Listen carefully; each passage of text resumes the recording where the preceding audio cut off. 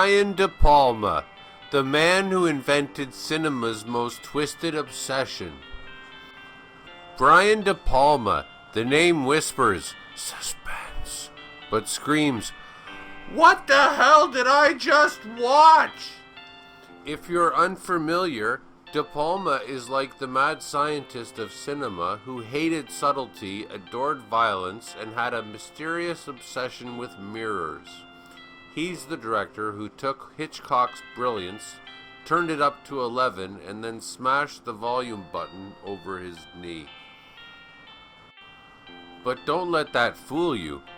De Palma didn't just want to entertain you. Oh no, he wanted to disorient, confuse, and traumatize you in ways you didn't even know you could be traumatized. In fact, if you've ever watched a movie and thought, well, that was unnecessarily gratuitous, you have Brian De Palma to thank. This is the twisted, strange, and often downright bizarre journey of Brian De Palma, the man who made suspense and violence his playground and then invited us all to watch. The birth of a voyeur. De Palma's career began with a small obsession, watching people. In 1968, De Palma unleashed the movie Greetings, which I haven't seen, but which is a film that was essentially about young men dodging the Vietnam War draft. It was a dark comedy, but it also set the stage for what would come. A fascination with surveillance, suspense, and psychological horror. But let's be honest, nobody really cared at this point. It was in the 70s when De Palma realized he could take Hitchcock's voyeurism obsession, that need to peek into other people's lives, and make it even more uncomfortable. His early films like Sisters, which I have never seen, and Phantom of the Paradise, which I've never seen, were weird and fascinating but didn't really break through in the way De Palma wanted. Sure, Phantom of the Paradise had a cult following, which I was not aware of, but it wasn't like he was winning Oscars or anything. He was just getting stranger. But then came Carrie. This wasn't just a film about a shy girl getting revenge. This was the moment De Palma finally realized he could make you squirm with every single frame. After Carrie became a surprise hit, De Palma was fueled by the idea that he could get away with almost anything. Violence, nudity, excessive camera angles, and the occasional shower scene that went a bit too far.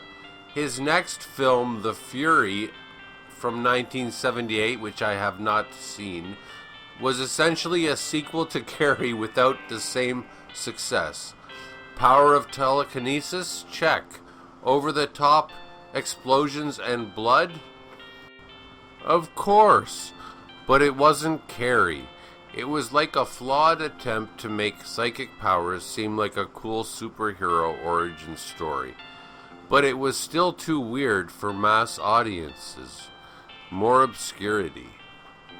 Then came Dressed to Kill in 1980, which could be summed up as Hitchcock's Psycho, but way more graphic, disturbing, and weirdly sexual. A woman is murdered in an elevator and the camera lingers on her body like it's an exhibit in a museum of bad taste. A cross-dressing killer? And let's not forget the infamous shower scene that is probably more graphic than any film should ever need to be. But what did De Palma do? He doubled down. With each new film, De Palma redefined the concept of tension, not by getting us invested in the plot, but by getting us deeply uncomfortable in the process. He was making films that dared you to look away, but you couldn't. But I could. De Palma became a master of suspense, not in the Hitchcock sense of slow-building tension, but in the shock and awe sense, focusing on graphic violence, confusing camera angles, and enough weird sex scenes to make your parents uncomfortable. His style was deliberately insane, or intense, and he wasn't shy about it. By the 80s, De Palma was fully embraced as the director of disturbing, beautifully twisted films. Movies like Scarface in 1983 made him a legend among fans of excessive bloodshed, cocaine, and crime.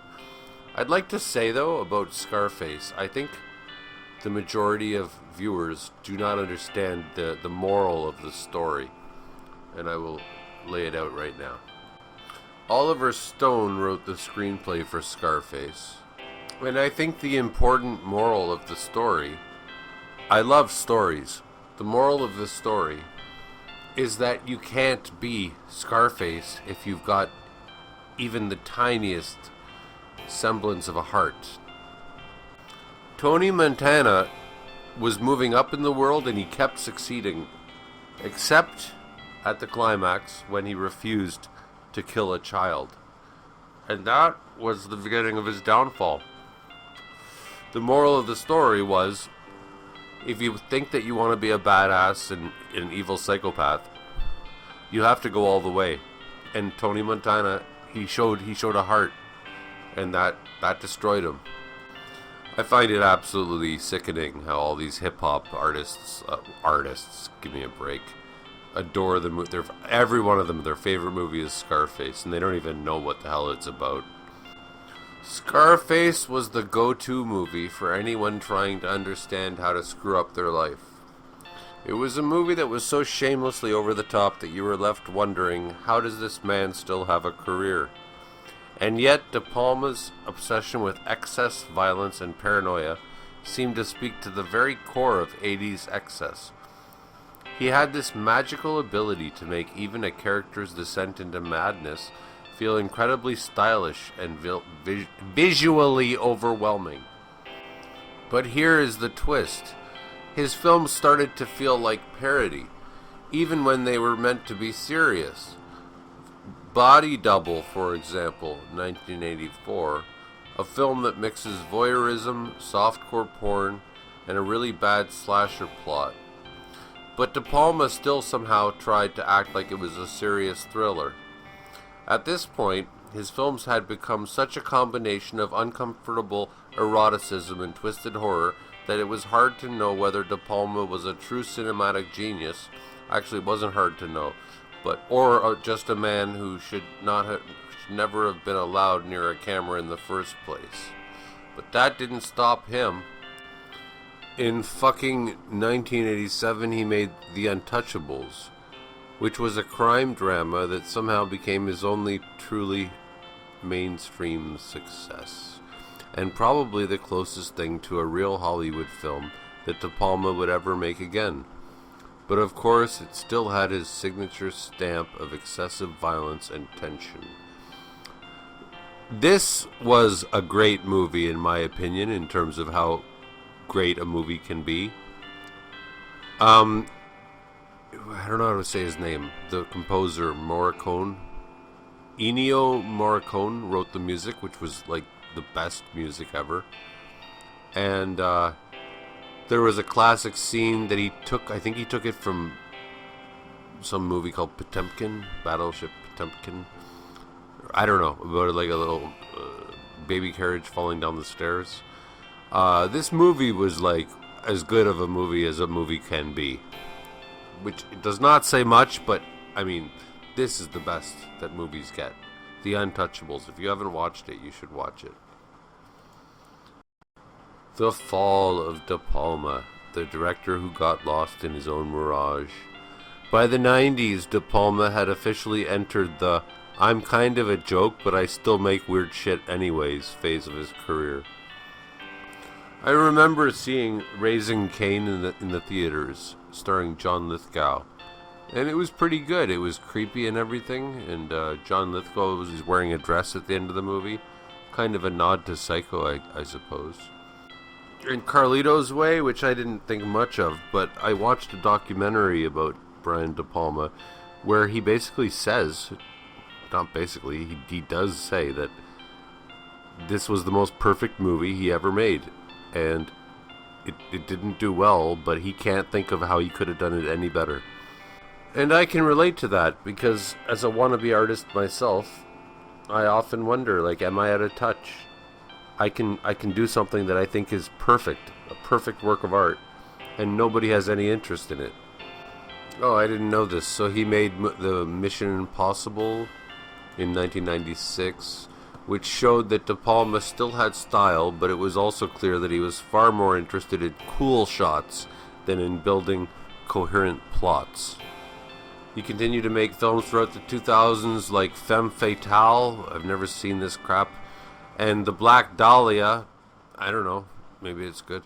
But by this time, he was basically a director with a reputation for making confusing, sexually charged thrillers that felt like bad dreams.